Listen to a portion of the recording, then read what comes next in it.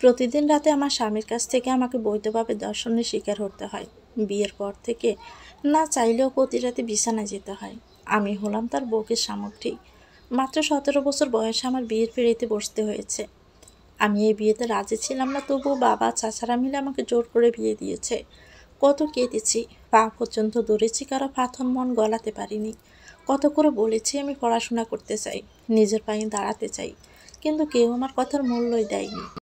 তাদের একটাই কথা, মাইয়া মানুষেরা তো পড়ালেখা করতে নাই, বিয়ে দিমু, স্বামীর লগে সংসার করবা, বাচ্চা কাচ্চা পালবা, এটাই তোমাকে কাজ। আমাদের বংশে মাইয়াকে 18 বছর হওয়ার আগেই বিয়ে দিয়ে দেয়। বুড়ি কইরা মাইয়া বিয়ে দেয় না। দেখো নাই তোমার পুকুদের বোনদের 16 বছর হওয়ার আগেই বিয়ে দিয়েছে। আমি জান্নাত, ইন্টার প্রথম বর্ষে পড়ি। গ্রামের একান্নবর্তী পরিবারে আমার জন্ম। আমার পরিবারে মেয়েদের কোনো মূল্যই নেই। দাদা বাবা চাচারা যা বলবে তাই হলো। নিজে সব কিছু বিসর্জন দিয়ে আমার চেয়ে দ্বিগুণ বয়সী মানুষের সাথে বিয়ে দিয়েছে। বাবার একটাই কথা ছিল, টাকার কাছে বয়সটা কোনো ফ্যাক্ট না, টাকা হলে সব কিছু মানিয়ে নেওয়া যায়। ছেলে জনতা ব্যাংকের ক্যাশিয়ার, সরকারি চাকরি, এমন ছেলে সবসময় পাওয়া যায় না। আজ হোক কাল হোক পরের ঘরে তো যেতেই হবে, সারা জীবন তো আর বাবার ঘরে থাকা যাবে না। আমি আমার বাবার কথাগুলো শুনে অবাক হয়ে যাই। বাবা একজন স্কুলের প্রধান শিক্ষক হয়ে তার তো এমন কথা শোভা পায় না। মেয়েরা হলো মা বাবার বোঝা, কথায় আছে না, কোলার গরু জোলারে দেয়, এমনি আমারও বুড়া লোকের সাথে বিয়ে দিয়ে দিয়েছে। আমি এই বিয়েতে একদমই খুশি ছিলাম না। বিয়ের আগের দিন দাদি আমাকে শিখিয়ে দিয়েছিল বাসর রাতে কীভাবে কী করতে হবে। শুনে মেজাজ গরম হয়ে গিয়েছিল, তবুও কিছু মুখ ফুটে বলিনি আমি। বিয়ে করে আমাকে নিয়ে যায় শ্বশুরবাড়ি। ঘরভর্তি অনেক মেহমান, সবাই হাসাহাসি করছে, কিন্তু আমার মনের মধ্যে বিন্দু পরিমাণও আনন্দ নেই। কয়েকজন মিলে আমাকে একটা রুমে নিয়ে যায়। রুমে ঢুকে দেখি বিছানাটা ফুল দিয়ে সাজিয়ে রেখেছে। বুঝতে পারলাম এটাই বুঝি বাসর ঘর। এটা বাসর ঘর ভাবতে বুকটা হাহাকার করে ওঠে। বিছানায় বসে আছি একা একই, চিন্তা ভাবনায়, কিন্তু কার জন্য বসে আছি কিছুই ভালো লাগছে না। প্রতিটা মেয়ের স্বপ্ন থাকে বাসর রাতকে গিয়ে, হাজারো স্বপ্ন থাকে মনের ভিতরে। সারাদিন জার্নি করে আসাতে খুব ক্লান্ত লাগছে আমার। মাথাটার বাঁ পাশে চিনচিন ব্যথা করছে, চোখে প্রচণ্ড ঘুম পেয়েছে। ঘুমাতে পারলে ভালো লাগতো। হঠাৎই দরজা খোলার শব্দে বুঝতে পারলাম আমার স্বামী রুমে এসেছে। বুকের ভিতরে আচমকাই ভয় কাজ করছে, মনটা ছটফট করছে তার আগমনে। রুমের লাইট জ্বালিয়ে সে টেবিলের কাছে গিয়ে গ্লাসে রেখে রাখা গরম দুধটা ডকডক করে অর্ধেকটা খেয়ে নিল। বাকি দুধটা গ্লাসে করে বিছানার উপরে সে আমার দিকে বাড়িয়ে দিয়ে বলল, দুধটা খেয়ে নাও। দুধের গ্লাসটা হাতে নিয়ে ডকডক করে নাক বন্ধ করে খেয়ে নিলাম। আমি সেই সুবাদে দাদির কথা মতো বিছানা থেকে নেমে তার পায়ে সালাম করলাম। আমাকে তুলে বিছানায় বসালেন তিনি। জান্নাত, তুমি পড়াশোনা করে এসব সালাম করার রীতিনীতি চেঞ্জ করতে পারলে না? আমার সাথে চলাফেরা করতে হলে এসব গ্রামে চালচলন করা যাবে না। তোমাকে স্মার্টভাবে চলতে হবে। তুমি শুধু আমাকে খুশি রাখবে, আর আমি তোমার সমস্ত চাহিদা পূরণ করব। পুরুষদের তো একটাই চাহিদা, ওটা পূরণ করতে পারলে পৃথিবীর শ্রেষ্ঠ স্ত্রী হতে পারবে তুমি। বাসরাতে স্বামী নামক মানুষটির কাছ থেকে এমন কথা শুনে আমার এতটাই খারাপ লাগছিল যে কল্পনার বাহিরে। ইচ্ছে করছিল এখনই ডিভোর্স দিয়ে চলে যাই, কিন্তু আমাদের সমাজ বলে একটা কথা আছে, যার কারণে মুখ বুঝে সব মেনে নিতে হবে। আমার সাথে আজকে প্রথম দিনই কথা বলছেন, আর প্রথম দিনই তিনি বলে দিচ্ছেন তার চাহিদা পূরণ করতে হবে। ভালোবাসা কি বাজারের পণ্য যে টাকা হলে কেনা যায়? স্বামীর প্রতি স্ত্রীর ভালোবাসা আল্লাহর দান। স্বামীকে ভালোবাসতে চেষ্টা করে উজাড় করে একজন স্ত্রী, কিন্তু এটা কি শুনছি নিজের চোখেও বিশ্বাস করাতে পারছি না। জান্নাত, চুপ করে আছো কেন? রাত অনেক হয়েছে, চলো শুয়ে পড়ি। তুমি কি এত বাড়ির শাড়ি আর গহনা পরে ঘুমাবে? তাহলে তো আমার ঝামেলা হবে। কিসের ঝামেলা? বাড়ি, আজকে তো আমাদের বাসর রাত, সেটা কি তুমি ভুলে গেছো? না। সোহান আমার হাতে একটা শপিং ব্যাগ ধরিয়ে দিয়ে বলল, এটার ভিতরে 2 পিস একটা নাইটি আর ফিল আছে, শাড়িটা চেঞ্জ করে এটা পরে আসো, আর ওষুধটা খেয়ে নাও। আমি জব নিয়েছি মাত্র 5 বছর, তাই এত তাড়াতাড়ি বাচ্চা নিতে চাচ্ছি না। প্যাকেটটা খুলে নাইটিটা হাতে নিতে কেমন জানি লাগছে আমার। কোনো দিন আমি এমন পোশাক পরিনি। তার উপরে ফিল দেখে মেজাজ গরম হয়ে গেল। কি হলো, এমনভাবে তাকিয়ে আছো কেন? পরে নাও।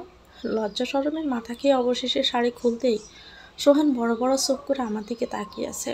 এদিকে আমার তো লজ্জায় চোখ বন্ধ হয়ে যাওয়ার পালা। সোহান এসে পিছন থেকে জড়িয়ে ধরে বলল, ওয়াও জান্নাত, কি ফিগার তোমার, কি স্লিম তোমার পেটে। আমি তো পাগল হয়ে যাচ্ছি। ইচ্ছে করছে পেটের উপরেই কিস করি। আমি হাত দিয়ে ব্লাউজের হুক খুলতে নিলে সোহান বাধা দিল। না জান্নাত, আমি খুলব। সোহান ব্লাউজের হুক খুলতে আমি পুরো স্তব্ধ হয়ে যাই। একে একে শরীরের সমস্ত কাপড় খুলে ফেলে। আমার দিকে তাকিয়ে আছে সোহান। বিষয়টা আমার কাছে একদমই ভালো লাগছে না। একজন স্বামীর বাসরাতে স্ত্রীর দিকে কেমন করে তাকানো। সোহান আমার আষ্টে পিষ্টে জড়িয়ে আছে, মনে হচ্ছে আমাকে ছিঁড়ে খাবে। প্রথম রাতেই মানুষটার প্রতি আমার ঘৃণা জন্মে গেল। তার চোখের দিকে তাকাতে মেজাজ গরম হয়ে যাচ্ছে। সোহান আমাকে ছেড়ে বিছানার উপরে যায়। নাইটি পরে তার সামনে দাঁড়িয়ে আছি। সে বালিশের উপর হাত রেখে আমার দিকে তাকিয়ে হাসছে। আমার হাত ধরে বলল, দাঁড়িয়ে কেন, আমার কাছে আসো। আজ আমাদের বাসর রাত, স্বামী স্ত্রীর শ্রেষ্ঠ রাত এটা, যাকে আমি স্মরণীয় করে রাখতে চাই। আমার হাত ধরে নিজের কাছে টেনে নিল। আমার ঘাড় থেকে চুলগুলো সরিয়ে আলতো করে চুমু দেয়। এক পর্যায়ে বালিশের উপর শুইয়ে দেয়। তারপর আস্তে করে পেটের উপর চুমু দিতে আমি কেঁপে উঠি। সোহান আমাকে বলল, জান্নাত, আমি কি আজকে তোমার সাথে ফিজিক্যাল অ্যাটাচড হতে পারি, যদি তুমি অনুমতি দিতে। তার কথা শুনে আমি তো পুরোই অবাক। এতক্ষণ যে মানুষটা তার নিজের মতো করে চুমু খাচ্ছিল, হঠাৎ সে অনুমতি চাইছে। জান্নাত, বলো না কেন? আপনি আমার স্বামী, আপনি চাইলে তো আমার সাথে ফিজিক্যাল অ্যাটাচড হতেই পারেন, এ তো অনুমতির কিছু নেই। তাহলে তোমার সমস্যা নেই তো? না। তারপর সোহান আমার মাঝে ডুব দিল, আর আমিও তার মাঝে। কিন্তু আমাকে পেয়ে সোহান এত পরিমাণে আকৃষ্ট হয়েছিল যে সে রাতের জন্য নিজেকে ভুলে গিয়েছিল। আমি উপলব্ধি করছিলাম সোহানের সহায় কোনো ভালোবাসা ছিল না, শুধু চাহিদা মেটানো ছিল। সোহানের কোনো খেয়ালই ছিল না যে আমার কষ্ট হচ্ছে। মুহূর্তের ভিতরে স্বামী নামকটার প্রতি অধিক ঘৃণা হচ্ছিল আমার। সোহানের চাহিদা মিটে গেলে আমাকে ছেড়ে দিয়ে ক্লান্ত হয়ে অপর পাশে শুয়ে পড়ে। সারা রাত এক ফোঁটাও ঘুমাতে পারিনি। বুকের কষ্টগুলো মাটিতে চাপা দিয়ে লাগেজ খুলে কাপড় নিয়ে ওয়াশরুমে ঢুকে পড়লাম। দাঁড়িয়ে চিৎকার করে কাটতে লাগলাম। দীর্ঘ 1 ঘন্টা পানির নিচে দাঁড়িয়ে থেকে চুলগুলো টাওয়াল দিয়ে পেঁচিয়ে ওয়াশরুম থেকে বেরিয়ে আসলাম। রুমে এসে দেখি সোহান বালিশের ভিতরে মুখ গুজে ঘুমাচ্ছে। আস্তে আস্তে রুমে ঢুকে ড্রেসিং টেবিলের সামনে বসে চুলগুলো আনমনে আঁচড়াচ্ছি। দরজায় ঠকঠক শব্দে সোহান আড়মোড়া দিয়ে উঠে দরজা খুলে দেয়। সোহানের বড় বোন এসে বলল, তোর সাথে দেখা করতে নীলয় এসেছে, তুমি ওকে বসতে বলো, আমি ফ্রেশ হয়ে আসছি। আপু ছেড়ে গেলে সোহান ওয়াশরুমে ঢুকে শাওয়ার নিয়ে বেরিয়ে এসে ড্রয়িং রুমে যায়। কেমন আছিস নিলয়? এই তো ভালো। তুই যে বিয়ে করছিস আমাকে একটু জানালিও না, তুই এত হারামি কবে থেকে হইলি?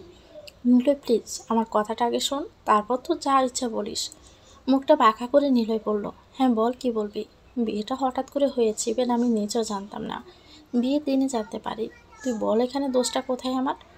তা অবশ্য ঠিক, হঠাৎ করে হলে জানানো সম্ভব না।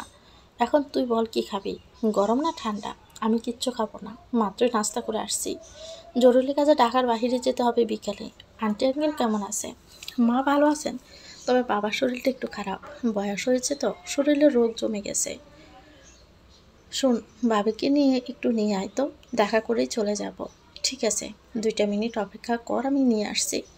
রুমে গিয়ে বলল, আমার সাথে একটু আসো তো, আমার বন্ধু তোমাকে দেখতে এসেছে। আমি মাথায় ঘোমটা দিয়ে বিছানা থেকে নামতে যাব, তখনই সোহান বলল, জান্নাত, তুমি এত বড় ঘোমটা টেনে আমার বন্ধুর সামনে যাবে? কি বলবে ও বলো তো? বাবা আমি কত স্মার্ট, আর বউটা পুরাই। আর কিছুই বললো না। মাথায় ঘোমটা দিয়ে পরপুরুষের সামনে যাওয়াটা আজকাল রীতি হতে পারে, কিন্তু ইসলামী মেয়েদের পর্দা করা ফরজ। স্বামীর আদেশ তো আর ফেলে দেওয়া যাবে না বলে আমি সামনের দিকে পা বাড়ালাম। আমার পিছনে সোহান আসতে লাগলো। আমি গেস্ট রুমে ঢুকতে সোহানের বন্ধু নিলয় দাঁড়িয়ে যায়।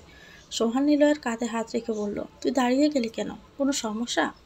না, সমস্যা না। এই বুঝি আমার ভাবিজি? হ্যাঁ, এই তো তোর ভাবি জান্নাত, এই হলো আমার বেস্ট ফ্রেন্ড নিলয়। আসসালামু আলাইকুম। ভাবি, নতুন পরিবেশে রাতে ভালো ঘুম হয়েছে তো? তবে আপনার মতো এত সুন্দরী মেয়ে পেলে যে কেউ বিয়ে করবে, ইভেন আমিও করব। সুন্দরী মেয়ে সব ছেলেরাই পছন্দ করে। মা বাবাকে ছেড়ে কোথাও রাতে যাপন করিনি তো, তাই রাতে ঘুমটা ভালো হয়নি। ভাবি, আপনার চুলগুলো তো সব ভিজে চুপচাপ করছে, সকালে গোসল করছেন বুঝি? নিলয়ের কথাগুলো শুনে একদমই ভালো লাগছে না। কী ধরনের কথা বলছে সে? আর আমার স্বামী দাঁড়িয়ে দাঁড়িয়ে কথাগুলো শুনছে আর হাসছে।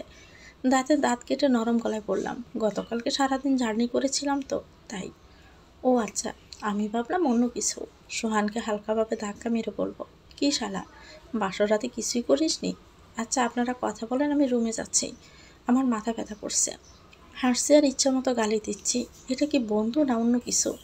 আগে জানতাম মেয়েদের নাকি লজ্জা শরম কম, তাই 2টা বান্ধবী একসাথে হলে পরে হাজারো রকমের কথা নিয়ে আলাপ করে। শরীরটা বড্ড খারাপ লাগছে, তার উপরে গতকালকে কিছু না খাওয়ার কারণে পেটের মধ্যে ইঁদুর দৌড়াচ্ছে। নীলয় সোহানকে বলল, তোর বউটা তো একদম কচি, বয়স তো মনে হয় 17 কি 18। এত পিচ্ছি মাইয়া তোর ওয়েট সামলাতে পারবে? সোহান হাসলো।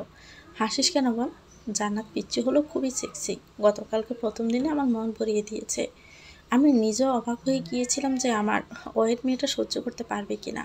প্রথমবার একটু সমস্যা হলেও পরে ঠিকঠাকই ছিল। এই শালা, তুই কি আমার পরীক্ষা নিতে আসছিস? তোর না কাজ আছে? যা বাসায় গিয়ে সেগুলো কর, আমি জান্নাতের কাছে যাব। এখন তো তুই বিয়ে করেছিস, তাই সেখানে তো আর যাবি না।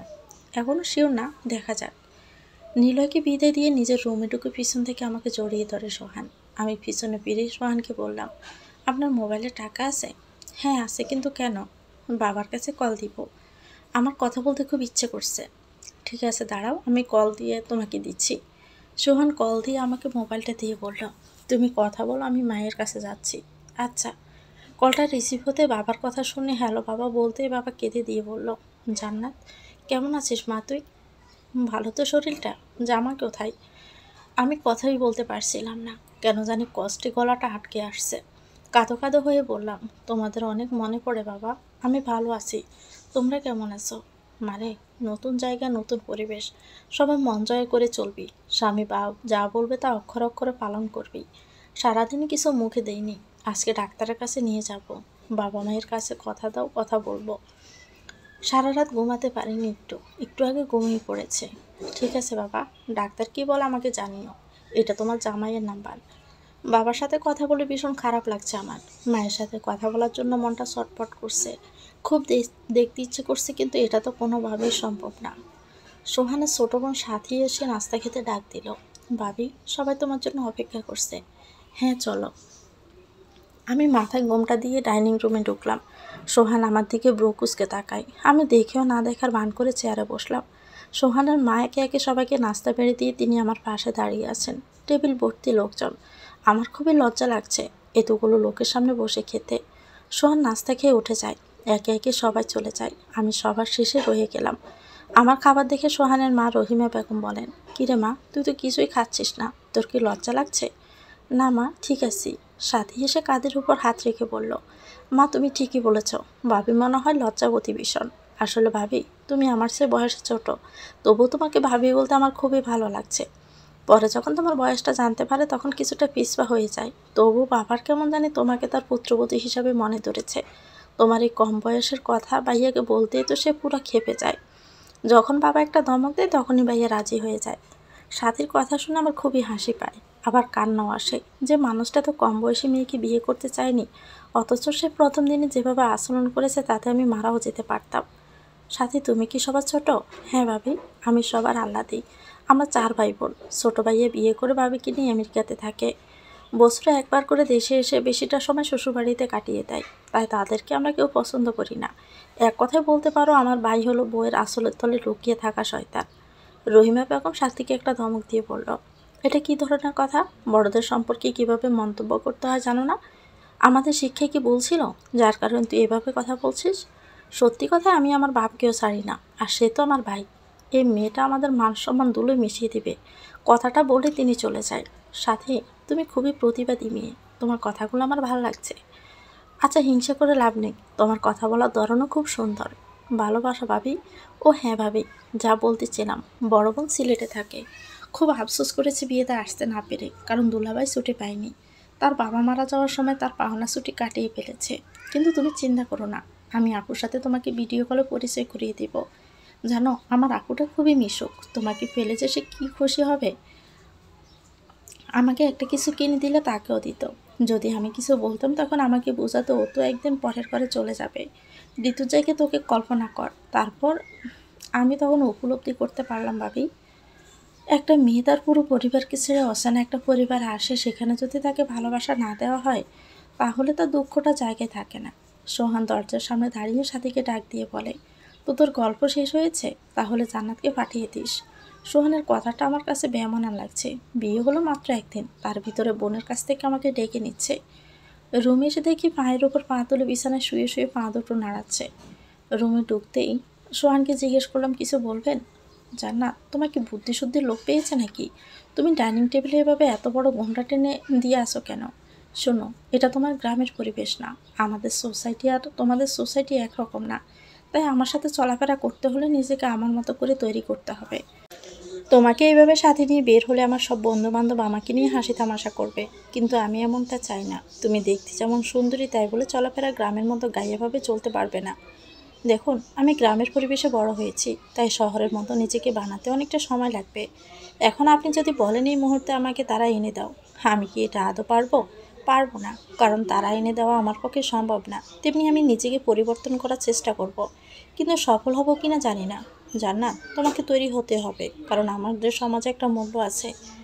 সবাই আমাকে স্যার বলে ডাকে, আর সেই স্যারের বউ যদি এখনকার সময়ে বিশাল লম্বা ঘোমটা দিয়ে চলাফেরা করে, তাহলে সেটা কেমন লাগবে? জানি অনেক খারাপ লাগবে, কিন্তু আমাকে বিয়ে করার সময় আপনি তো জানতেন আমি গ্রামের মেয়ে। তখন কেন এসব ভাবেননি? কারণ তোমাকে দেখে আমি দুনিয়া ভুলে গিয়েছিলাম, যার কারণে মাথায় কিছুই কাজ করেনি। কিন্তু এখন আফসোস হচ্ছে, আমি হয়তোবা ভুল কিছু করে ফেলেছি। স্বামীর নামক জন্তুটার কাছ থেকে এমন কথা শোনার পর আমার পায়ের নিচে জমি যেন ফাঁকা হয়ে গেছে। আমার তো সব কুল শেষ হয়ে গেছে। আমার জীবনটা আমার পরিবার নষ্ট করে দিয়েছে।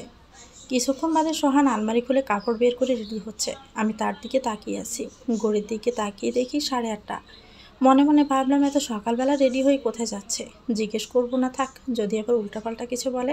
আমি খাটের সাথে হেলান দিয়ে শুয়ে আছি, মুখটা জানালার দিকে ফিরিয়ে রেখেছি। সাথে খক খক করে কাশি দিয়ে রুমে চা নিয়ে আসলো। সোহানকে রেডি হতে দেখে বলল, ভাইয়া তুমি এত সকালবেলা রেডি হয়ে কোথায় যাচ্ছ? ব্যাংকে যাব। আজকে তুমি ব্যাংকে যাবে মানে? তুমি না 7 দিন ছুটি নিয়েছ? ছুটি নিয়েছি তো কি হয়েছে? আমার জরুরি কাজ আছে, তাই যাওয়া লাগবে। ভাবিকে একা রেখে যাওয়াটা কি ঠিক হবে এই মুহূর্তে? তোর ভাবি তুই সামলা, আমি কাজে যাচ্ছি বলে হাতে ঘড়ি আর মোবাইলটা নিয়ে বেরিয়ে যায় সোহান। সাথী চায়ের মগ দুটো হাতে নিয়ে আমাকে একটা দিয়ে আরেকটা নিজে খেতে লাগলো। মগে চুমুক দিয়ে সাথী বলে, কার চা কে খায়? ভাইয়া আজকে এতটা সেন্টিমেন্ট হয়ে গেল কেন বুঝতে পারলাম না। আচ্ছা ভাবি, তোমার সাথে কিছু হয়েছে? আমার সাথে আবার কি হবে? আমি কিছু জানি না। ভাইয়াটা খুব জেদি, তবে মনটা খুব ভালো।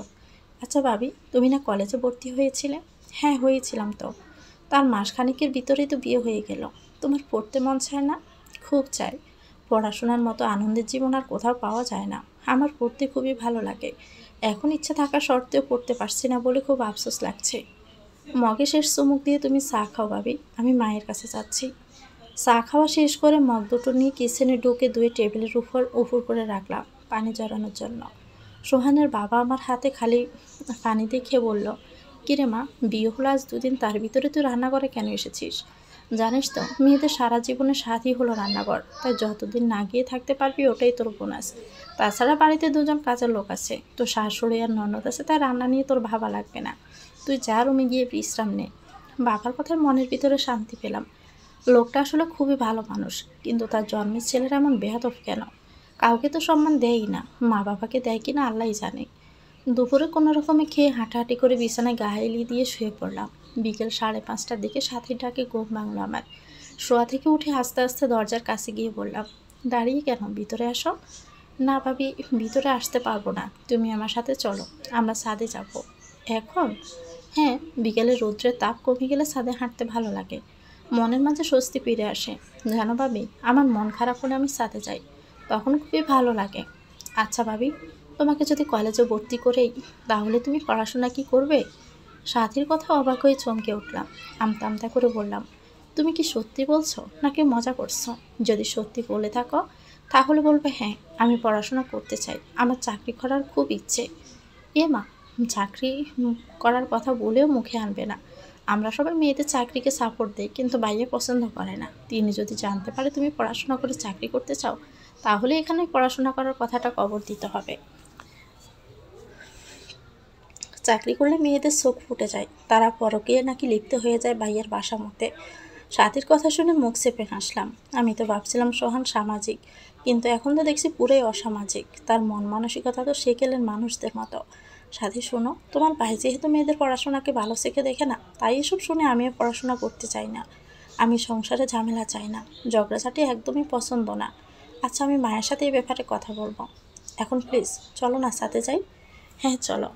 সাথীকে নিয়ে ছাদে উঠলাম। কিছুক্ষণ ছাদে ঘোরাঘুরির পর সাথীকে বললাম, সত্যি তোমাদের ছাদটা খুবই সুন্দর। সন্ধ্যার পরে আরও ভালো লাগে চারদিকের পরিবেশটা। হুম। সাথে ছাদটা তো খালি পড়ে আছে, এখানে বিভিন্ন ফলের গাছ, ফুলের গাছ, সবজির গাছ তো লাগাতে পারো। নিজেদের গাছের তাজা জিনিস খাওয়ার মজাই আলাদা। থাকলে মন্দ হতো না, কিন্তু কে লাগাবে বলো? কারো কাছে তো এত সময় নেই। এখন থেকে আমিই লাগাবো। আমার বাগান করার খুব শখ। সত্যি ভাবি, তুমি লাগাবে? হ্যাঁ। তাহলে তো ভালোই হবে, তাজা সবজি খেতে পারবো। মাগরিবের আজান কানে ভেসে আসতে আমি সাথীকে বললাম, আজান দিচ্ছে, চলো আমরা নিচে যাই। নিচে নেমে আমি আমার রুমে ঢুকে অজু করে নামাজ আদায় করে মায়ের রুমে ঢুকলাম। মা জায়নামাজে বসে তাবজি পড়ছে। আমার আওয়াজ শুনে কিছুক্ষণ পরে বলল, জান্নাত কিছু বলবি? না, একা একা রুমে ভালো লাগছে না তো, তাই আপনার সাথে গল্প করতে আসলাম। বেশ তো, তুই তোর রুমে গিয়ে বস, আমি কিছুক্ষণ পরে তোর কাছে আসতেছি। আচ্ছা মা। কিছুক্ষণ পরে মা ট্রেতে করে খাবার নিয়ে এসে বিছানার উপর রাখলো। মা, আপনি এসব কেন করলেন? আমার তো পেট ভরা।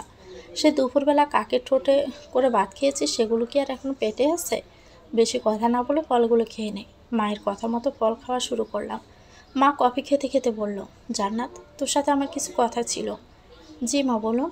আমি যদি তোকে কলেজে ভর্তি করি তাহলে তোর আপত্তি আছে?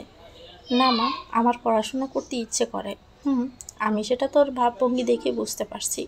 তাছাড়া সোহানের বাবা এত কম বয়সী এবং অল্প শিক্ষিত মেয়ের সাথে ছেলেকে বিয়ে করিয়েছে বলে সবাই এটা নিয়ে খুব হাসাহাসি করেছে। অনেকে রাগ করে বিয়েতে আসেনি, যদিও ঘরোয়াভাবে বিয়ের অনুষ্ঠান করেছি। সোহানের ছোটো ভাইয়ের কথা তো সাথী তোকে বলেছে, তবুও আমি আরেকটু বলছি। আমার ছোটো ছেলে রিলেশন করে বিয়ে করেছে তারই ক্লাসমেট ঋতুকে। বিয়ে করে আমাদের জানায়নি। বিয়ের 5 বছর পর যখন সজলের আমেরিকাতে চাকরি হয় তখন আমরা বিষয়টা জানতে পারি। এটা নিয়ে আমাদের আত্মীয় স্বজনরা হাসি ঠাট্টা করেছে। বড় ভাই থাকতে ছোট ভাই আগে বিয়ে করেছে কেন? তাহলে কি বড় ভাইয়ের সমস্যা আছে? কিন্তু বিশ্বাস কর, সোহানের মতো ছেলেকে আমি পেটে ধরে গর্বিত। ওর মতো ছেলে হয় না। এখন আমি জীবনের চরম বাস্তবতার মুখোমুখি দাঁড়িয়ে আছি। আত্মহত্যা করা, তোকে শিক্ষিত করে সবার সামনে মুখে চুনকালি দেওয়া, সবার সাথে আমি চ্যালেঞ্জ করে তোকে আমি শিক্ষিত করব। আমার কথা দে জান্নাত, আমার কথাটা রাখবি। কথা দিলাম মা, আজ থেকে তোর দায়িত্ব আমি নিলাম। আমি তোর গ্রামে গিয়ে ভর্তি ট্রান্সফার করে ঢাকায় এনে ভর্তি করব।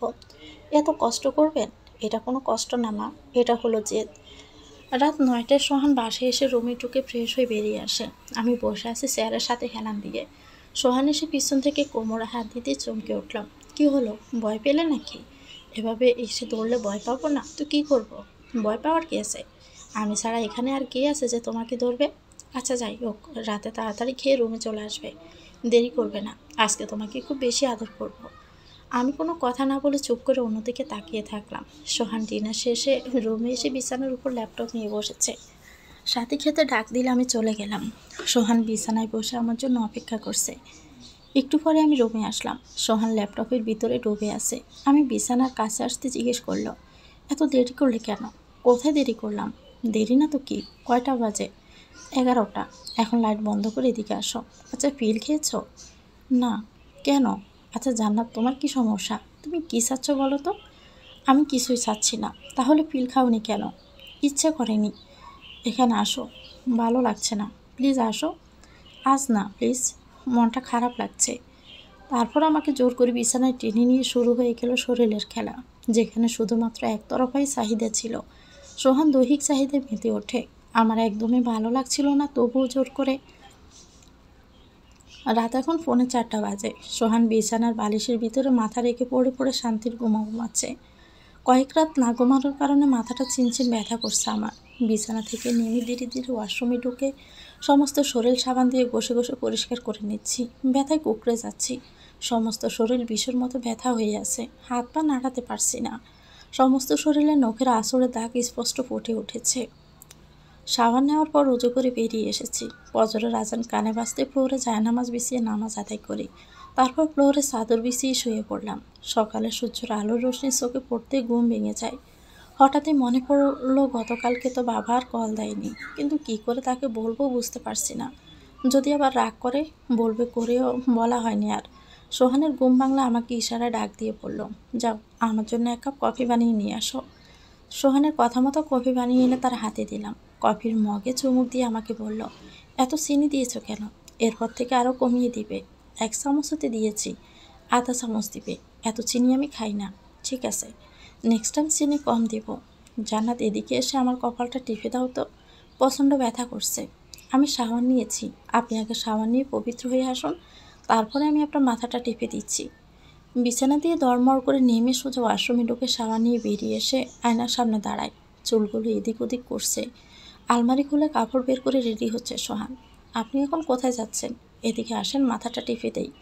এখন আর মাথা টিপে দেওয়া লাগবে না, তোমার মাথা তুমিই টিপো। আচ্ছা, আপনি আমার সাথে খারাপ বিহেভ কেন করছেন? আমি কি আপনার কোনো ক্ষতি করেছি? দেখো, তোমার সাথে আমি তর্কে যেতে চাই না। আমি আর কোনো উত্তর না দিয়ে চুপ করে পাথরের ন্যায় দাঁড়িয়ে রইলাম। সোহান বাসা থেকে বেরিয়ে যেতে নিলে সাক্ষী ডাক দিল। ভাইয়া, কোথায় যাও? কাজ আছে। নাস্তা করে তারপর যাও। না, সময় নেই, তোরা খেয়ে নিস। সোহান কথাগুলো বলতে বলতে সিঁড়ি বেয়ে নিচে নেমে বাইক চালিয়ে গেট খুলে বেরিয়ে যায়। রহিমা বেগম আসলে সাথী মাকে বলল, ভাইয়া শুধু ভাবির সাথে রাগ দেখায়, নাস্তা না করিয়ে বেরিয়ে গেছে। বুঝলাম না, ছেলেটা কী চাচ্ছে কিছুই বুঝতে পারছি না। বিয়ের পরে এখন মাথাটা গরম হয়ে থাকে সব সময়। নতুন বউকে কি বলে তার কোনো ব্যালেন্স থাকে না। ভাবছি আমরা ভুল করলাম না তো, জান্নাতের সাথে সোহানের বিয়েটা দিয়ে জান্নাতের জীবনটা নষ্ট করলাম না তো। সকাল থেকে মনের মধ্যে কেমন জানি লাগছে। মায়ের শরীরটা তো খারাপ ছিল, বাবাকে রাতে কল দিতে বলার পরেও একটু কল দিয়ে জানালো না যে মা কেমন আছেন। খুব চিন্তা হচ্ছে মায়ের জন্য। হাজার হোক, মা তো। বারবার শুধু আফসোস করছি। রহিমা বেগম দরজার সামনে দাঁড়িয়ে বলল, আসবো? জি মা, আসুন। আমার রুমে আসতে গেলে অনুমতি নেওয়ার প্রয়োজন নেই, আপনার যখন ইচ্ছে তখনই চলে আসবেন। কালকে সোহানের জন্মদিন। দেখতে দেখতে কতগুলো বছর পার করে ফেলেছে জানিস। প্রতি বছর জন্মদিনটাকে বড় করে আয়োজন করা হয়, কিন্তু এবার তো আর শুভ আসবে না, যার কারণে গোটা করে আনন্দও করা যাবে না। শুভ অনেক আফসোস করছে। প্রতি বছর সোহানের জন্মদিনের আগে বেড়াতে এসে পুরো 1 মাস থেকে তারপর যায়। সোহান মুখে কিছু না বললে অন্তরে শুভকে খুবই মিস করবে। মা, একটা কথা জিজ্ঞেস করব? হ্যাঁ বল। শুভ কোথায় থাকে? তাছাড়া সাথীর বলা অনুযায়ী তো আপনার ছেলে দুজন সোহান আর সজল, তবে শুভকে? রহিমা বেগম মুখ চেপে ধরে হাসল। তারপর বলল, আরে পাগলি মেয়ে আমার, শুভ হলো আমার বড় মেয়ে, যে সিলেটে থাকে। অবশ্য নামটা ছেলে বলে তুই হয়তো চমকে গেছিস। শুভর পুরো নাম হলো সুবেকা সাদেকিন শুভ। এবার বুঝতে পারছিস? জি মা। আচ্ছা শোন, আমি রান্না করতে যাচ্ছি, তুই বিশ্রাম নে। আমি রুমের ভিতরে পায়চারি করছি। নিজের কাছে মোবাইল না থাকার কারণে মায়ের খবরটা জানতে পারলাম না। কষ্টে মনটা চটপট করছে। বিছানায় আধাশো অবস্থায় শুয়ে আছি। তখনই সাথে রুমে ঢুকলো। ভাবি, তোমার কি শরীর খারাপ? না, তবে বাড়ির জন্য মন খারাপ লাগছে। হুম। কথা হয়েছে বাসায়? গতকালকে কথা বলেছিলাম বাবার সাথে। তখন শুনেছি মায়ের শরীরটা নাকি খারাপ, সন্ধ্যার পরে ডাক্তার দেখাবো বলেছিল, কিন্তু এখন পর্যন্ত জানতে পারিনি। আমার তো আর মোবাইল নেই, যার কারণে এখন চিন্তা হচ্ছে। ও আচ্ছা, এই কথা। তুমি একটু অপেক্ষা করো, আমি মোবাইল নিয়ে আসছি। ঠিক আছে। সাথে রুমে গিয়ে নিজের মোবাইলটা নিয়ে এসে বলল, ভাবি নাম্বারটা বলো, আমি কল দিয়ে তোমাকে দিচ্ছি। আমি নাম্বারটা দিয়ে হাতের নখ কাটতে লাগলাম আঙ্গুল দিয়ে। মাথায় চিনতেই ছিঁড়ে যাচ্ছে। বাসার নাম্বারটাতে কল দিয়ে বলে, নাও ভাবি কথা বলো। মোবাইলটা কানের কাছে ধরে রিসিভ হতেই বললাম, বাবা, মা কেমন আছে? এখন একটু ভালো। তুই কেমন আছিস? আলহামদুলিল্লাহ। কিন্তু বাবা, তুমি গতকালকে আমাকে কল দিয়ে জানাওনি কেন? জানো, সারা রাত আমি কত চিন্তায় কাটিয়েছি। মায়ের কাছে দাও, কথা বলবো। অনেক ঝামেলার ভিতরে ছিলাম, তাই তোকে কল দিতে পারিনি। দিলারা নাও, জান্নাতের সাথে কথা বলো। আসসালামু আলাইকুম মা, কেমন আছো? ওয়ালাইকুম আসসালাম। এখন আগে থেকে ভালো। তোর শরীর ভালো তো? হ্যাঁ মা। কথা বলার সময় আয়নাতে লক্ষ্য করলাম সোহান দরজার কাছে দাঁড়িয়ে আছে। তবু তাতে ভ্রুক্ষেপ না করে মায়ের সাথে কথা বলতে থাকলাম। বাইকে দেখে সাথে রুম থেকে বেরিয়ে যায়। সোহান গুটিসুটি পায়ে এসে পিছন থেকে জড়িয়ে ধরে কাঁধে চুমু দেয়। সোহানের দিকে তাকিয়ে ইশারায় বললাম, একটু পরে কথা বলছি। সোহান বুঝেও না বুঝার বান করে আমাকে শক্ত করে জড়িয়ে ধরে আসে। সোহানের আদরে থাকতে না পেরে মাকে বললাম, মা তুমি তাহলে বিশ্রাম নাও, আমি পরে আবার কল দিব। কল কেটে সোহানের দিকে ফিরতে সোহান আমার ঠোঁটে তার ঠোঁট দেবিয়ে দিল। একটু পরে ছেড়ে দিয়ে বলল, কালকে সন্ধ্যার পরে বাইরে ঘুরতে যাব, রেডি থেকো। আচ্ছা। রাতে ডিনার করে রুমে এসে দেখে সোহান ল্যাপটপের ভিতর ডুবে আছে। আমি যে কখন রুমে এসে তার পাশে শুয়ে পড়েছি সেদিকে তার কোনো খেয়াল নেই। আমি সোহানের দিকে তাকিয়ে দেখি ল্যাপটপ দেখছে আর মুচকি মুচকি হাসছে। বিষয়টা লক্ষ্য করে কিছু না বলে চুপ করে চোখ বন্ধ করে রাখি। প্রায় ঘন্টাখানেক পরে চোখ খুলে দেখি সে এখনও ল্যাপটপের ভিতরেই ডুবে আছে। এবার আর চুপ না থেকে ল্যাপটপের দিকে তাকাতে সোহানের হুঁশ আসে, আর সাথে সাথে ল্যাপটপটা বন্ধ করে দেয়। কী ব্যাপার, আপনি আমাকে দেখে ল্যাপটপটা বন্ধ করে দিলেন কেন? কি করছিলেন এতক্ষণ বসে? কী আর করব, অফিসের কাজ করছিলাম। অফিসের কাজ করলে চেহারার রঙ এলোমেলো হয়ে গেল কেন? আপনি কি কিছু লুকাচ্ছেন? জান্নাত, তোমার কি মাথাটা গেছে নাকি? কিসব উল্টাপাল্টা বলছো? কি লুকাবো? আসলে তুমি যে গ্রামের মেয়ে সেটা তোমার কাজকর্মে বোঝা যায়। এসব নোংরা মন মানসিকতা ছেড়ে ভালো হয়ে যাও। আর আমি সোহানকে কিছু না বলে অভ্যাস ফিরে শুয়ে পড়লাম। মধ্যরাতে কারো হাতের স্পর্শে চমকে উঠলাম। চোখ মেলে তাকিয়ে দেখি রুমটা অন্ধকার। ভয়ে অভ্যাস ফিরছি না। আমার ধারণা সোহান তো ঘুমিয়ে গেছে, তবে কি আমি স্বপ্ন দেখেছি? কিছুই বুঝতে না পেরে আবারও চোখ বন্ধ করলাম। তবে এবার মনের ভিতরে ভয় ঢুকে গেছে। কিছুক্ষণ এভাবে চুপ করে থাকলাম। এপাশে শুয়ে থাকার কারণে অন্য পাশ ফিরে দেখি সোহান আমার দিকে তাকিয়ে আছে। আমি তো ভয় পাওয়ার মতো অবস্থা হয়ে কাঁপতে লাগলাম। তারপর কাঁপা কাঁপা গলায় বললাম, আপনি এখনও ঘুমাননি? ঘুম আসছে না। তাহলে এভাবে পিছন থেকে আমার গায়ে হাত দিলেন কেন?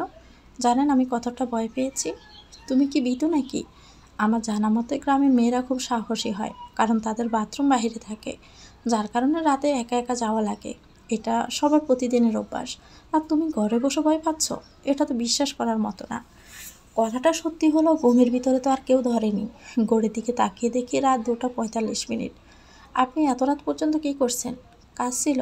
সারাদিন কাজ করার পরেও কাজ শেষ হয়নি আপনার? বাহ, ভালোই তো। এত কি কাজ আপনার যা রাত পর্যন্ত করতে হয়? জান্নাত, এত প্রশ্ন করো কেন তুমি? আজ পর্যন্ত আমার মা আমাকে এত কিছুর হিসাব চায়নি, আর তুমি কি না? মা চাইনি তো কি হয়েছে? এখন থেকে আমি চাইবো? আমি কাউকে কফিয়ত দিতে বাধ্য নই। এদিকে আসো। আমি আর কোনো কথা না বলে চুপচাপ শুয়ে থাকলাম। কি হলো? তোমাকে কিছু বলেছি, কোনো রেসপন্স নাই কেন? অনেক রাত হয়েছে, ঘুমিয়ে যান। শুভরাত্রি। সোহান শোয়া থেকে উঠে টেবিল লাইটটা জ্বালিয়ে বলল, তোমার সমস্যা কি? আমি তোমার স্বামী, তাই আমার যখন ইচ্ছা তোমাকে ডাকবো, আর তোমার ইচ্ছা না থাকলেও আমার কাছে তুমি আসতে বাধ্য। আমি কোনো কথা না বলে অভ্যাস ফিরতেই সোহান আরও ক্ষেপে যায়। জান্নাত, তুমি কি আমার সাথে মজা করছো? আমার এখন তোমাকে দরকার, ব্যাস দরকার। আমি না চাইতেও আবারও শুরু হলো শরীরের খেলা। যত দিন যাচ্ছে ততই সে আমার উপর ঝুঁকে পড়েছে। তার কাছে স্ত্রীর কোনো মূল্য নেই, তার শুধুমাত্র শরীরকেই দরকার। এটা হলেই দুনিয়ার দিকে আর কোনো খেয়ালই থাকে না তার। পরদিন সকালে ঘুম থেকে উঠে নাস্তা না করে বেরিয়ে যায় সোহান। সোহানের প্রতিদিন এভাবে বেরিয়ে যাওয়াকে রহিমা বেগম ভালোভাবে নিচ্ছেন না। তিনি সিদ্ধান্ত নিলেন সোহানের সাথে তার কথা বলতে হবে। এদিকে জান্নাতের মুখের দিকেও তাকানো যাচ্ছে না। সারাদিন চুপচাপ থাকে, রুমে বসে প্রায় একা একা কাঁদে। কারোর সাথে তেমন কথা বলে না। প্রথম যেমনটা এসেছিল তার চেয়ে অনেক শুকিয়ে গেছে। এভাবেই কেটে গেল 1 মাস। রহিমা বেগম এতদিন দেখেছে কোনো পরিবর্তন হয়নি জান্নাতের ভিতরে। এভাবে চলতে থাকলে সব কিছু শেষ হয়ে যাবে। অবশেষে দিশা বিশা না পেয়ে রহিমা বেগম সিদ্ধান্ত নিলে যে জান্নাতকে বোঝাবে। রহিমা বেগম রুমে এসে আমার পাশে বসে গায়ে হাত দিয়ে বলল, মা, তোর কি শরীর খারাপ? না মা, আমি ঠিক আছি। জান্নাত, তুই আমাকে যতই বলিস তুই ঠিক আছিস, কিন্তু আমি জানি তুই ঠিক নাই। তোর মুখের দিকে তাকানো যাচ্ছে না, চোখের নিচে কালি পড়ে গেছে। দিন দিন শুকিয়ে কালো হয়ে যাচ্ছিস, ঠিকমতো খাওয়া দাওয়া করছিস না। এভাবে চলতে থাকলে তোকে তো হসপিটালে ভর্তি করা লাগবে। আপনি যেসব ভাবছেন সেসব কিছু না মা। আমি জানি তোর উপরে শারীরিক এবং মানসিক দুটোর প্রেশার পড়েছে, তুই সত্যিটা গোপন করছিস। মায়ের কথা শুনে অবাক হয়ে গেলাম, চোখ পানিতে টলমল করছে। মা আমাকে বুকে জড়িয়ে ধরে চুলগুলো আলতো করে টেনে বলল, মা, তোর বয়স কম, তোর বয়সে আমারও বিয়ে হয়, কিন্তু জানিস উনি আমাকে এতটা কেয়ার করেছে যেন আমি কখনো কষ্ট কি জিনিস উপলব্ধি করতে পারিনি। কম বয়সে বিয়ে হলে মেয়েদের শারীরিক অনেক সমস্যা হয়। আমি জানি তোর উপরে অনেক ঝড় বইছে। স্ত্রীর সে স্বামীর বয়সের পার্থক্য যদি 5 বছরের ভিতর হয় তাহলে খুবই ভালো হয়। তাদের ভিতরে আন্ডারস্ট্যান্ডিং কম থাকে। কিন্তু আবার কথা আছে, সরকারি চাকরি করতে গেলে ছেলের বয়স অনেকটি বেশি হয়ে যায়। স্বামীর মন রাখতে গেলে নিজের সমস্ত সুখ বিসর্জন দিতে হয়। এক্ষেত্রে স্বামী স্ত্রী দুজন দুজনকে বুঝতে হবে, না হলে মিলটা কখনোই সম্ভব নয়। মা হয়ে তোকে এত কিছু বলা ছাড়া আমার আর কোনো উপায় ছিল না। কথাটা বলে মুখ মুছতে মুছতে চলে যায়। সোহানের কথাবার্তা ইদানিং অন্যরকম হয়ে গেছে। মুখে যা আসছে তাই বলছে। আমার দিকটা এই 1 মাসে কখনো উকি দিয়েও দেখেনি, শুধু রাতের বেলা শরীরটা দেখেছে। বন্ধুদের সাথে আড্ডা দিয়ে রাত করে বাসায় ফেরাটা অভ্যাসে পরিণত হয়েছে সোহানের। কিছু বলতে গেলে চড় থাপ্পড় খেতে হয়। সব মিলিয়ে আমার জীবনটা এখন বিষাদময়। রাত 11টায় বাসায় ফিরে ফ্রেশ হয়ে ডিনার শেষ করে ল্যাপটপ নিয়ে বসেছে সোহান। এটা এখন প্রতিদিনকার কাজ হয়ে গেছে। ল্যাপটপে চ্যাটিং করা, ঘন্টার পর ঘন্টা ফোনে কথা বলা। আমি শুধু দেখে যাই, প্রতিবাদ করি না। শুরু তো করলেও এখন আর করি না। আমি বিছানার পাশে দাঁড়িয়ে আছি। সোহান একবার দেখে ল্যাপটপ চালাচ্ছে আর বলছে, জান্নাত, কিছু বলবা? না। তাহলে এভাবে মূর্তির মতো দাঁড়িয়ে আছো কেন? যাও, নাইটি পরে আসো। আসলে আপনাকে আমার কিছু বলার ছিল। হ্যাঁ, বলে ফেলো। এত অনুমতি নেওয়ার কি আছে? আপনি যদি আবার বিরক্ত ফিল করেন তাই সাহস পাচ্ছি না। এত ঢং করো না তো জান্নাত, কোথায় পাও শুনি এত ঢং? আচ্ছা, আমার কথা কি আপনার সহ্য হয় না? সব কিছুতে বিরক্তি ফিল করেন কেন? তোমার কথাগুলো না সব গ্রামের মানুষদের মতো। তারা যেভাবে রাজনীতি করে তুমিও ঠিক তেমনি রাজনীতি করো। শোনো, আমার সাথে এসব ন্যাকামি করতে আসবে না। তোমাদের গ্রামের মানুষদের আমার চেনা আছে, সবগুলো হলো লোভী। এই যে দেখো না, তোমার বাবা আমাদের সম্পত্তি আর আমার সরকারি চাকরি দেখে তার মেয়েকে তুলে দিল, কিন্তু বিয়েতে একটা লাল সুতোও দেয়নি। তুমি 2 দিন কল করে খোঁজ নিলে, কিন্তু তোমাকে যে 1 মিনিট কল করে খোঁজ নিবে সে টাকা খরচ করার মন মানসিকতা তার নেই। শোনো, টাকা খরচ করতে বুকে জোর লাগে। তোমার বাবার মতো কিপটা আমি আমার লাইফে দেখিনি। বিয়ের দিন যা রান্না করেছে তা আমাদের দারোয়ানের বাসায়ও করে। একটা মাত্র মেয়ে কোথায় 10,000 টাকা খরচ করে গরুর গোস্ত রোস্ট কাবাব খাওয়াবে? তা না করে ব্রয়লার মুরগি, সাদা ভাত, পচা রুই মাছ এসব দিয়ে চালিয়ে দিয়েছে। আমাকে যে পাঞ্জাবি দিয়েছে 500 টাকার হবে। আমাদের গরমস্তে এসছে বেশি টাকা খরচ করি। আমার বন্ধুরা জিজ্ঞেস করলে আমি লজ্জায় বলতে পারি না শ্বশুরবাড়ি থেকে কী দিয়েছে। আচ্ছা জান্নাত, যার বাবা একটা স্কুলের হেডমাস্টার, তার কি এমন ভিখারি স্বভাব মানায়? সোহানের কথাগুলো শুনে চোখ দিয়ে পানি ঝরতে লাগলো। সত্যি বাবার কি টাকা নেই? তাদের নিজেদের ভুলের কারণে আজ আমাকে এতগুলো কথা শুনতে হয়েছে, সহ্য করতে হয়েছে। এর প্রতিটা জবাব কড়া কোনো উসুল করতে পারতাম। এই জান্নাত, কি ভাবছ? ল্যাপটপটা বন্ধ করে ঘুমাবে না? কিছু ভাবছি না, ঘুমাবো একটু পরে, আপনি ঘুমান। আমার ভালো লাগছে না, আপনি আজকে একাই ঘুমান। আজকে আর তোমার খোরাক মেটাতে পারবো না, একদমই মন নেই। যদি ভালো লাগবে কালকে। মানে? মানেটা সহজ। আজকে আপনার সাথে আমাদের বিয়ের পরে পিরিয়ডের কয়েকদিন বাদে প্রতিদিনই না চাইতে আপনার বউকে শিকার হয়েছি, কিন্তু আজকে আর পারবো না। সরি। সরি বললে সব কিছু সমাধান হয়ে যায় না। কাছে আসো। সি সোহান, সি। লুচ্চামে একটা সীমা থাকা উচিত। এত শরীরে জাজ কেন তোমার? যদি এতই জাজ থাকে তাহলে পতিতালয়ে যাও, নতুন নতুন মেয়েদের শরীর পাবে। সোহান এবার খেপে গিয়ে আমার গালে থাপ্পড় বসিয়ে দিয়ে বলল, পতিতালয়ে গেলে কি তোকে বিয়ে করতাম? সেখানে বেশ্যাদের 200 টাকা দিলে সারা রাত কাবার করে দেয়। আর তোর পিছনে এত টাকা খরচ করছি তবুও তুই এসব বলছিস? শোন, তোর শরীরটা কি সোনায় বাঁধানো যে কাছে যেতে গেলে ন্যাকামো করিস? গেলাম না তো সোনায় বাঁধানো শরীরের কাছে। কথাটা বলে বালিশ নিয়ে রুম থেকে বেরিয়ে যাওয়ার জন্য পা বাড়াতেই আমি বললাম, দাঁড়ান 1 মিনিট। সোহান থমকে দাঁড়ায়, সামনে তাকিয়ে কি বলবে জলদি বলো। আপনার তোর আপনার তোর বেশ্যাদের সম্পর্কে খুব ভালো জ্ঞান আছে দেখছি। তাহলে কাছে যাতায়াত আছে বুঝি? না হলে বেশ্যাদের রেট কত জানলেন কি করে? আসলে আপনারা পুরো জাতটাই হলো নোংরা। নিজের বউ থাকতেও অন্যের বউকে সুন্দর মনে হয়। ঘৃণা লাগছে এটা ভেবে যে আপনার মতো একটা বাজে মানুষ আমার স্বামী। আপনার ভাগ্য ভালো আমার বাবা ভালো মানুষ না, কারণ আমি ছিলাম তার কলার কাঁটা। তাই তার হাতে তুলে দিয়ে এখন তারা শান্তির ঘুম ঘুমাচ্ছে। আজ না হোক কাল পাবেই। একটা কথা মনে রাখবেন, আল্লাহ ছাড়তে কিন্তু ছেড়ে দেয় না। কথাটা শুনে সোহান রুম থেকে বেরিয়ে যায়। সোহান বালিশ নিয়ে সোজা ড্রয়িং রুমে সোফার উপর গিয়ে শুয়ে পড়ল। মনে মনে জান্নাতকে গালি দিচ্ছে। এটা কি বউ নাকি অন্য কিছু? কত বড় বড় কথা বলে, খালি কলস বাজে বেশি। এমন ভাব নিচ্ছে মনে হচ্ছে কোটিপতি বাবার একমাত্র সন্তান। পুরুষরা যা ইচ্ছে করবে, তাতে মেয়েদের এত জলে কেন বুঝি না। মেয়েদের জন্য আজকাল পান পাতার মতো সস্তা হয়ে গেছে। টাকা ছাড় তো মেয়ে হাজির। বিয়ে করে 5 পায়ে শিকল পাতার মতো বিয়ে বিয়ে ভালো নয়। 6 মাস পর পর নতুন নতুন বউ পেতাম। পুরাতন জিনিস প্রতিদিন ভালো লাগে না, যেমন এক তরকারি প্রতিদিন স্বাদ লাগে না। বালিশের ভিতরে মুখ গুজে দিয়ে ঘুমিয়ে পড়ল সোহান। বাবার উপর পাহাড় সমান অভিমান নিয়ে নীরবে চোখে জল ফেলছি। আজ বাবার কারণে আমাকে এতটা অপমান সহ্য করতে হয়েছে। মেয়ে বলে জন্ম নিয়ে কি পাপ করেছি? সমাজের মানুষগুলো খুব বাজে, মেয়েদের কোনো মূল্যই নেই এদের কাছে। এরা শুধু মেয়েদের প্রয়োজনে ব্যবহার করতে জানে। যখন দরকার পড়বে বিছানায় নিয়ে গিয়ে নিজের চাহিদা মিটিয়ে শুয়ে থাকবে। সন্তান জন্ম দেওয়া পর্যন্ত তাদের দায়িত্ব শেষ। মেয়েদের প্রতি দয়া মায়া ভালোবাসা কিছুই নেই। জীবনটা এখন তেজপাতা হয়ে গেছে। নিজের ভবিষ্যৎ চিন্তা করতে গেলে সামনে শুধু দেখি পানি, পানিতে নামলে ডুবে যেতে হবে। এত কিছু চিন্তা করতে করতে কখন যে ঘুম চলে আসে বুঝতে পারলাম না। সোহানের মা পানি খেতে উঠে সোহানকে সোফায় ঘুমাতে দেখে মনটাই খারাপ হয়ে গেল তার। সোহান তো আগে এমন ছিল না, বিয়ের পরে এমন করছে কেন? কাল সকালে সোহানের সাথে কথা বলতে হবে বিষয়টা নিয়ে। অল্প থাকতে সাবধান করা ভালো। সূর্যের আলোয় পর্দাভেদ করে চোখে পড়তে ঘুম ভেঙে যায় আমার। চোখ মুছতে মুছতে বিছানা দিয়ে ওয়াশরুমে ঢুকলাম।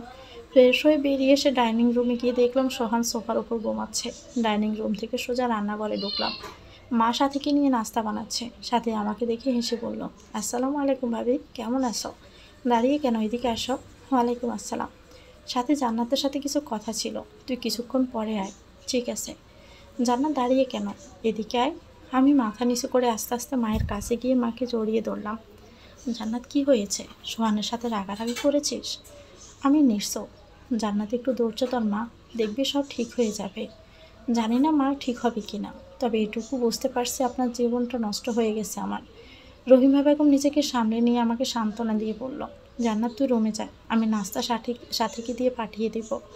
আমি রুমে চলে এসে আয়নার সামনে বসলাম।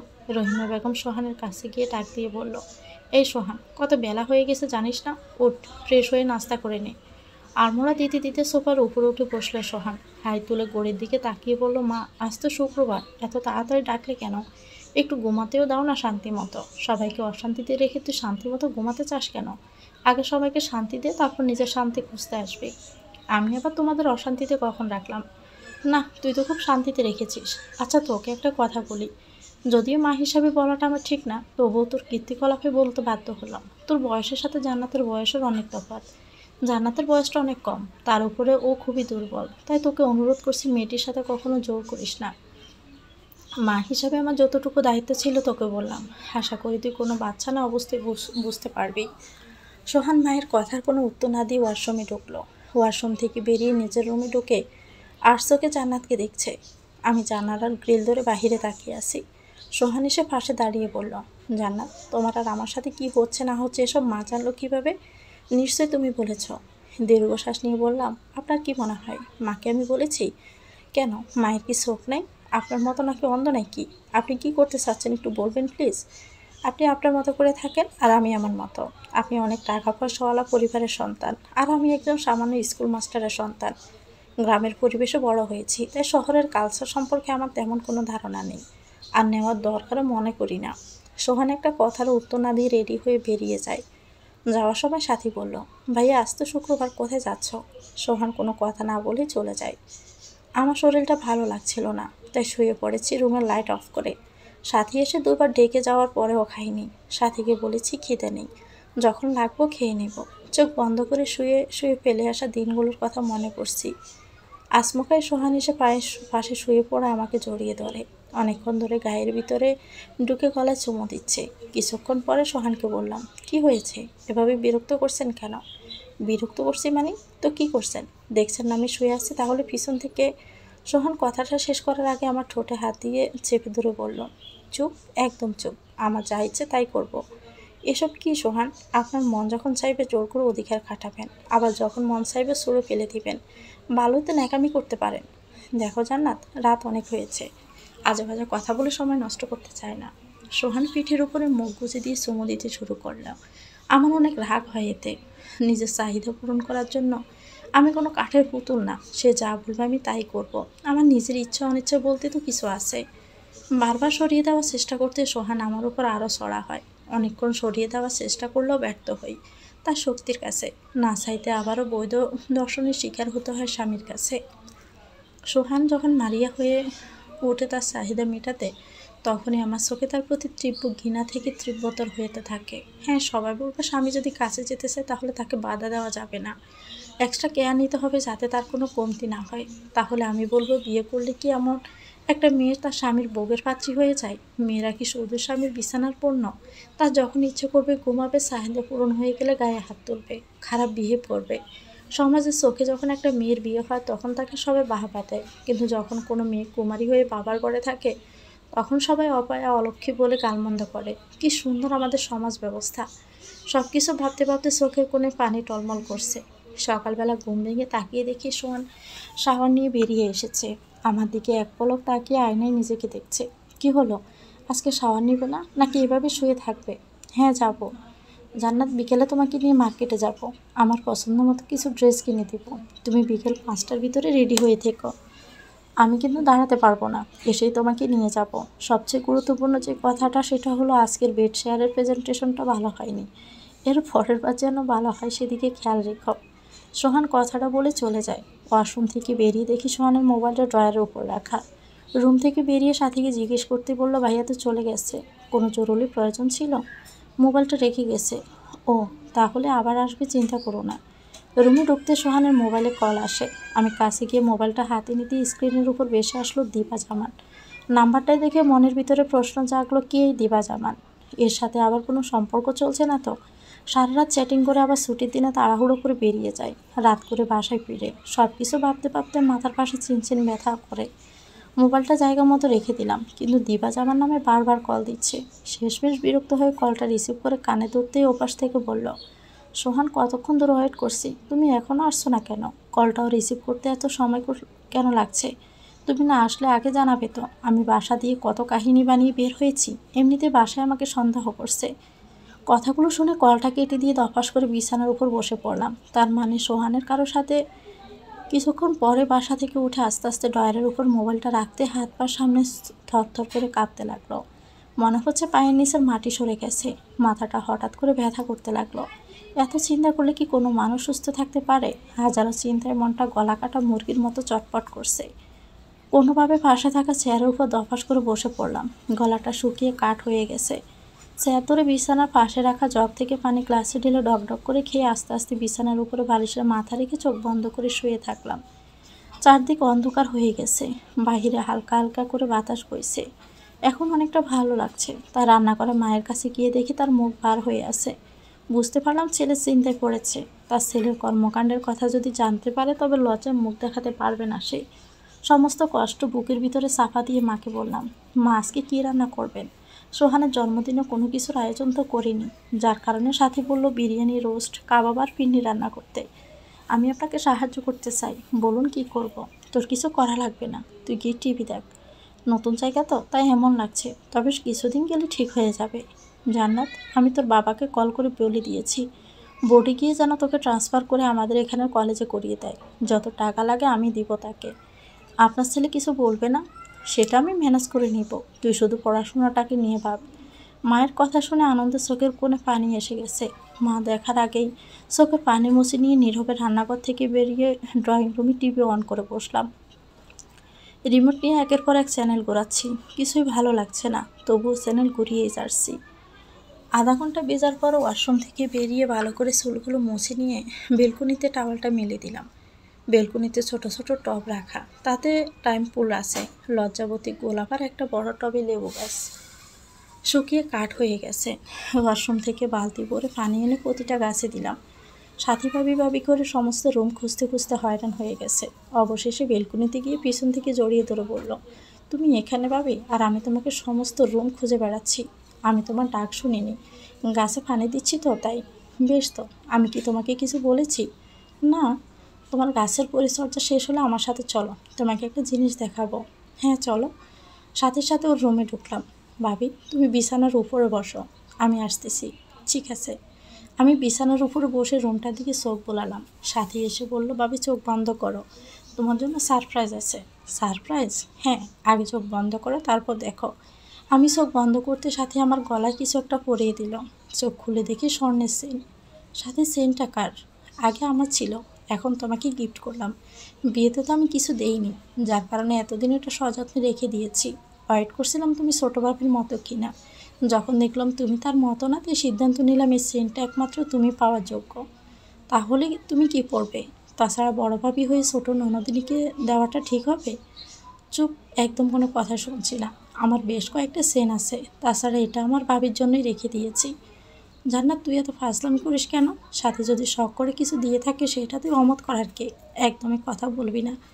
আমি উঠে গিয়ে মাকে সালাম করে রুমে চলে গেলাম। বিকেল 4:30। সোহান বাসায় এসে রুমে ঢুকে প্রথমে মোবাইলটা হাতে নিল। কিছুক্ষণ ঘাটাঘাটির পরে আমার দিকে রাগান্বিতভাবে তাকায়। জান্নাত, তুমি আমার মোবাইলে হাত দিয়েছো কেন? তুমি জানো না বিনা অনুমতিতে কারো মোবাইল ধরা ঠিক না? ধরেছি বলে কি হয়েছে? আপনার মোবাইলটা ক্ষয় হয়ে গেছে? আজকে সারাদিন দিবার সাথে কোথায় বসে কাটিয়েছেন? হোটেলে নাকি পার্কে? এসব কি বলছো তুমি? ভুল বললাম নাকি? জান্নাত, তুমি কিন্তু সব কিছু নিয়ে বেশি বাড়াবাড়ি করছো। আমার পার্সোনাল জিনিস দিয়ে তুমি ঘাটাঘাটি কম করবে। তুমি তোমার বাদ কাপড় পেলেই তো হয়। বাদ কাপড় দিলে কি স্বামীর দায়িত্ব শেষ? হ্যাঁ শেষ। আপনি বললেই হবে নাকি? আপনি স্বামী হয়েছেন তো কি হয়েছে? আপনার যা মন চাইবে তাই করবেন, আর আমি সেটা মেনে নিব? আচ্ছা, দিবা কি আমার সে হট, যার কারণে বিয়ে করার পরও তাকে বলতে পারছেন না? সোহানের মেজাজ চরমভাবে গরম হয়ে যায়। কথাটা বলে আমার হাতটা চেপে ধরল। তোমার এত সাহস, তুমি আমার সাথে তর্ক করো? এত সাহস পাও কোথায়? যার বাবা ফকিরনির মতো মেয়েকে বিয়ে দিয়েছে তার মেয়ের আবার এত দেমাক কেন? শোনো, আমাকে দেওয়ার জন্য শুধু শুধু এই শরীরটাই আছে, এছাড়া আর কিচ্ছু নেই। তোকে বিয়ে করেছি তাই তুই আমার সম্পত্তি, আমার যেমন ইচ্ছে ভোগ করব, যেমন ইচ্ছে ব্যবহার করব। আমার লাগছে সোহান, লাগুক। এরপর যদি কখনো আমার মুখে মুখে তর্ক করিস তাহলে তোর খবর আছে। আপনার ব্যবহার এত খারাপ, তুই করে কথা বলাটা কি একজন স্বামীর মুখে শোভা পায়? আপনি বলুন। জান্নাত, আমি কোনো কথা শুনতে চাই না। ঘড়ির দিকে তাকিয়ে দেখো 5:30 বেজে গেছে। জান্নাত, রেডি হওনি কেন? আমরা বের হব। আমি যাব না। তুমি যাবে আমার সাথে, তোমার বাপও যাবে। দেখেন, আমাকে যা ইচ্ছা তাই বলেন, কিন্তু আমার বাপ মাকে নিয়ে কিছু বলবেন না। ঠিক আছে, বলবো না। তাহলে তুমি রেডি হও, আমি এখানে আসি। আচ্ছা, এত জোরাজোরি করেন কেন? আর আমি কোনো কথা শুনতে চাই না। আচ্ছা, আপনি একটু বাহিরে অপেক্ষা করেন, আমি রেডি হয়ে আসছি। আমি বের হব কেন? তুমি আমার সামনেই রেডি হও। আমি আর কোনো উত্তর না দিয়ে আলমারি খুলে সোহানকে জিজ্ঞেস করলাম, আচ্ছা শাড়ি পরবো না থ্রি পিস? থ্রি পিস পরো। ঠিক আছে। সোহানের সামনে না চাইতেও ড্রেস চেঞ্জ করে থ্রি পিস পরলাম, হালকা উপরে সাজলাম। আমাকে দেখে সোহানের বিমড়ি খাওয়ার মতো অবস্থা। সোহানের ইচ্ছে করছে জান্নাতকে জড়িয়ে ধরে আদর করতে। আমি সোহানের দিকে তাকিয়ে বললাম, আমি রেডি, চলেন। দাঁড়াও, তোমাকে একটু ভালো করে দেখতে দাও। আমার কি নতুন রূপ গজিয়েছে নাকি? দেখে তো তাই মনে হচ্ছে। চলেন। আমায় বুঝলেন না সোহান? দেখবে বুঝবে যখন, হয়তো বা আমি আর থাকবো না। সোহান রেডি হয়ে নিচে অপেক্ষা করছে। আমি মা সাথীকে বলে সিঁড়ি দিয়ে নামছি। গেটের সামনে দাঁড়িয়ে দাঁড়িয়ে সোহান সিগারেট টানছে। দূর থেকে দেখার পর সামনে আর পা চলছে না। মানুষটার সাথে চলাফেরা করতে আমার লজ্জা লাগছে, নিজের প্রতি নিজেরই ঘৃণা লাগছে।